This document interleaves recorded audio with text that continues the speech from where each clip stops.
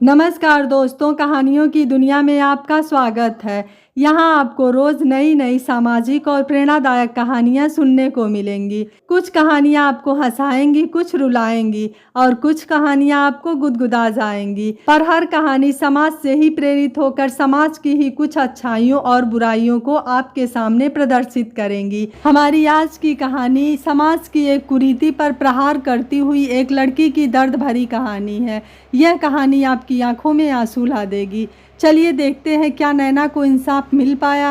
तो कहानी को शुरू करते हैं। होली के पावन त्योहार का रंग अभी किसी के चेहरे से उतरा भी नहीं था कि मोहल्ले में पुलिस के वैन की आवाज गुंजायमान हो गई। लोग पुते हुए चेहरे लेकर अपने अपने खिड़की दरवाजों से झांकने लगे कि क्या बात है जो पुलिस को इस खुशनुमा माहौल में आने की जरूरत पड़ी। श्रीधर जी के दरवाजे पर पुलिस की वैन रुकी और बहुत सारे पुलिस वहां जमा भी हो गए। श्रीधर जी के यहाँ ऐसा क्या हो गया जो पुलिस आ गई? सभी के मन में यही प्रश्न मुंह बाए खड़ा था। श्रीधर जी और उनकी पत्नी बिमला गोमती नगर सोसाइटी के जाने माने सदस्य हैं। उनके परिवार को लोग बड़े इज्जत की नज़र से देखते हैं। वह लोग हैं ही इतने अच्छे। श्रीधर जी की 2 बच्चियां ही हैं जो बहुत मेधावी छात्रा हैं। बड़ी बेटी नैना मेडिकल की पढ़ाई यहीं अहमदाबाद से मेडिकल कॉलेज से कर रही है और छोटी बेटी सिया 11वीं कक्षा की विद्यार्थी है। नैना पढ़ाई के साथ साथ सामाजिक कार्यक्रम में भी खुलकर हिस्सा लेती है। आए दिन अखबार में उसके सामाजिक कार्यों में योगदान के किस्से छपते रहते हैं। वह बहुत ही जुझारू किस्म की बिटिया है। श्रीधर जी और बिमला जी को अपने दोनों बेटियों पर बहुत नाज है। श्रीधर जी बाहर निकले और पीछे से उनकी पत्नी और छोटी बेटी सिया भी बाहर परेशान मुद्रा में दिखे। पुलिस ने पूछताछ शुरू की। यह बताइए कि कितने देर से नैना गायब है, मतलब कहीं चली गई है? श्रीधर जी ने तटस्थ आवाज में उत्तर दिया, दरोगा जी, मेरी बेटी बिना बताए कभी कहीं नहीं जाती है। सुबह में होली खेलने के लिए यही सोसाइटी की सहेलियों के साथ वह भी गई थी। जब शाम तक वह नहीं आई तब मैंने आपको फ़ोन किया। आखिर मेरी बच्ची सोसाइटी से कहाँ गायब हो सकती है इंस्पेक्टर साहब? बिमला ने रूधे हुए गले से पूछा। इंस्पेक्टर ने सोसाइटी की कुछ लोगों से पूछताछ की और श्रीधर जी को नैना के जल्दी मिल जाने का भरोसा दिलाते हुए चले गए। सभी लोग श्रीधर जी के इर्द गिर्द जमा हो गए और उनसे नैना के बारे में जानने की कोशिश करने लगे। श्रीधर जी और बिमला जी वहीं बरामदे में निढाल बैठ सर पर हाथ रखे किसी अच्छी खबर का इंतजार करने लगे। उन पर मानो दुखों का पहाड़ टूट पड़ा हो। लड़की का गायब हो जाना अपने आप में ही बुरी खबर से कम नहीं है, ऊपर से उसका कोई पता नहीं चल पाना परिवार को सदमे में डाले हुए था। श्रीधर जी के रिश्तेदार भी धीरे धीरे उनके घर जमा होने लगे। सब यही सोच रहे हैं कि नैना तो इतनी सलीकेदार बच्ची थी, फिर वह कहाँ जा सकती है, कहीं कुछ बुरा ना हो उसके साथ। सब ने यही प्रार्थना की। आए दिन लड़कियों के साथ छेड़छाड़, बलात्कार, एसिड अटैक जैसे दुष्कर्म की खबरें समाचारों में सुनने और पढ़ने को मिलती हैं। बिमला और श्रीधर जी का धैर्य का बांध टूट रहा था। यह सब सोचकर आधी रात को सभी सोसाइटी के लोग सोने की कोशिश करने लगे थे। चिंता के मारे सबकी नींद उड़ गई थी। कब क्या खबर आए पता नहीं। रात की शांति में एक चित्कार की आवाज़ सुनाई दी। रोने की आवाज़ तेज होती गई। सब घर से बाहर आ गए। यह कैसी आवाज़ है? एक अनजाने डर से मन झंझना उठा। आवाज़ श्रीधर जी के घर से आ रही थी। लोग भागते हुए गए। नैना खून से लथपथ जमीन पर पड़ी हुई थी। बिमला जी बेहोश हुए जा रही थी। सिया रो रो कर अपनी बहन को पानी के छींटे मारते हुए उठने के लिए चिल्ला रही थी। हे भगवान, यह क्या हो गया? श्रीधर जी जमीन पर पड़ी बेटी को हिला डुला रहे थे ताकि वह कुछ तो बताए कि क्या हुआ। सोसाइटी वालों का जमावड़ा लग गया। किसी ने पुलिस को खबर दी तो किसी ने नैना को उठाकर बेड पर लिटाया। उसे लगातार बेहोशी से निकालने के लिए लोग उपाय कर रहे थे। आनन फानन में पुलिस आ गई और लेडी डॉक्टर भी साथ में लाई थी। उसे सुई दवाई देकर होश में लाने की कोशिशें तेज हो गई। फिर पुलिस की पूछताछ शुरू हो गई। श्रीधर जी ने बताया कि अभी अभी दरवाजे पर कोई 2 लोग मेरी बेटी को फेंक कर चले गए। इंस्पेक्टर साहब, मैं उन्हें पहचान नहीं पाया कि वह 2 लोग कौन थे। मेरी बेटी को बचा लो डॉक्टर साहब, नहीं तो हम सबकी जान ले लो। श्रीधर जी लगातार रोते जा रहे थे।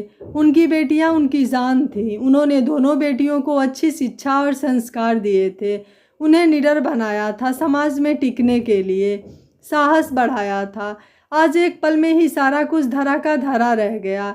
आज उनकी निडर बेटी बेहाल पड़ी थी। डॉक्टर ने बताया कि नैना को मारने पीटने के अलावा उसका बलात्कार भी हुआ है। यह सुनकर श्रीधर जी और बिमला जी के पैरों के नीचे से ज़मीन खिसक गई। दोनों बेहोश होते होते बचे।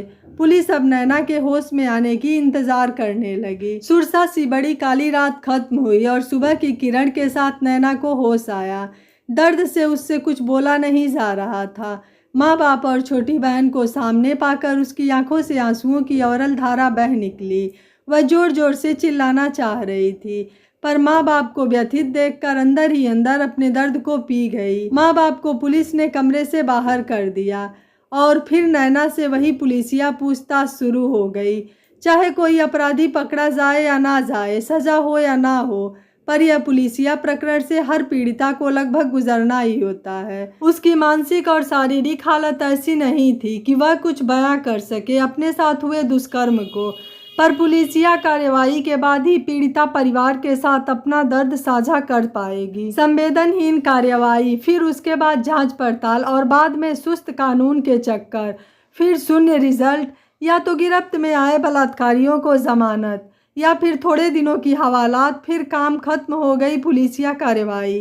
पीड़िता को कोई सहूलियत नहीं।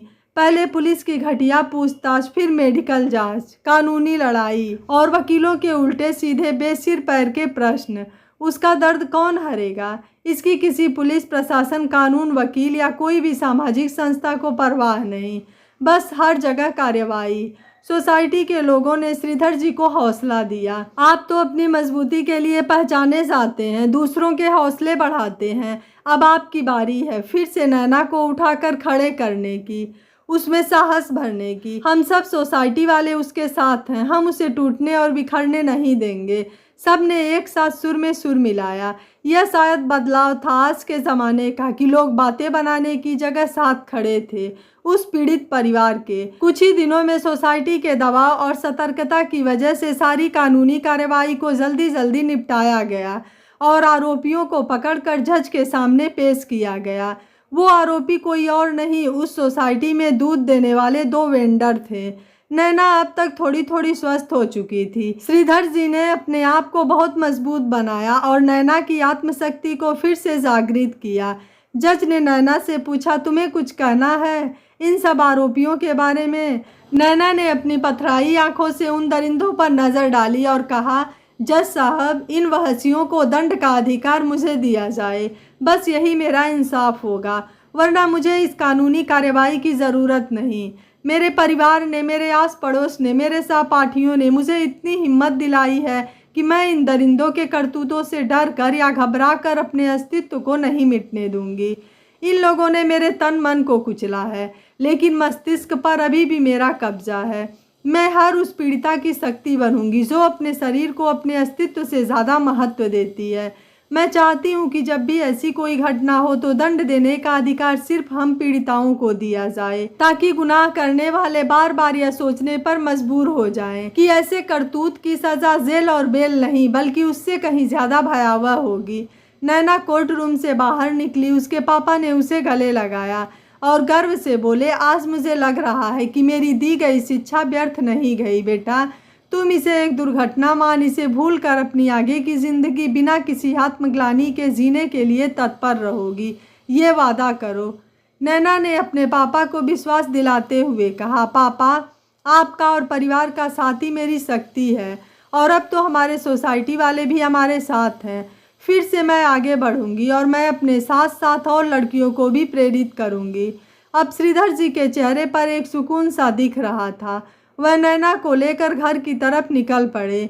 अब फैसला चाहे जो भी हो, आरोपियों को सज़ा मिले या ना मिले, पर उनकी बेटी आज उन अकस्मात आए तूफान से उबर चुकी थी। अब सोच को बदलना ही होगा एक स्वस्थ समाज के निर्माण के लिए, और मानना होगा कि बलात्कार जैसे घिनौने कृत्य के लिए कभी कोई पीड़िता जिम्मेदार नहीं, बल्कि ऐसे दुष्कर्म करने वाले लोग हर हाल में दोषी हैं और उन्हें दंड देने का अधिकार सिर्फ पीड़िताओं को ही मिलना चाहिए और किसी को नहीं। दोस्तों, भारत में रेप के आंकड़े रोंगटे खड़े कर देने वाले हैं। 2019-2020 के एक आंकड़ों के अनुसार भारत में हर दिन 80 से 90 लड़कियों के रेप होते हैं और भारत में लगभग हर 16 मिनट में कहीं ना कहीं एक लड़की इस दरिंदगी का शिकार होती है। दोस्तों, रेप एक लड़की के शरीर पर लगा ऐसा घाव है जो शरीर के साथ साथ आत्मा को भी झकझोर कर रख देता है। कई लड़कियां तो इस सदमे से उबर ही नहीं पाती हैं। रेप का दर्द एक लड़की और उसके परिवार के ऊपर किस तरह से होता है, यह शायद हम और आप अंदाज़ा भी नहीं लगा सकते हैं। लेकिन समाज में अगर नैना की सोसाइटी जैसे लोग रहें तो शायद यह दर्द थोड़ा कम हो जाए। ज़रूरत है हमारे समाज में ऐसे लोगों की मानसिकता को बदलने की, ताकि हमारा समाज एक सुरक्षित जगह बन सके। हमें अपने लड़कों को लड़कियों की इज्जत करना सिखाना चाहिए, तभी हमारी बेटी बहन समाज में सुरक्षित रहेंगी। यह कहानी आपको कैसी लगी? इस कहानी के बारे में आपकी क्या राय है? आप मुझे अपनी राय कमेंट ज़रूर करिएगा। वीडियो पसंद आया है तो वीडियो को लाइक, शेयर एंड चैनल को सब्सक्राइब कर लीजिए। Thank you for watching. मिलते हैं अगली कहानी में।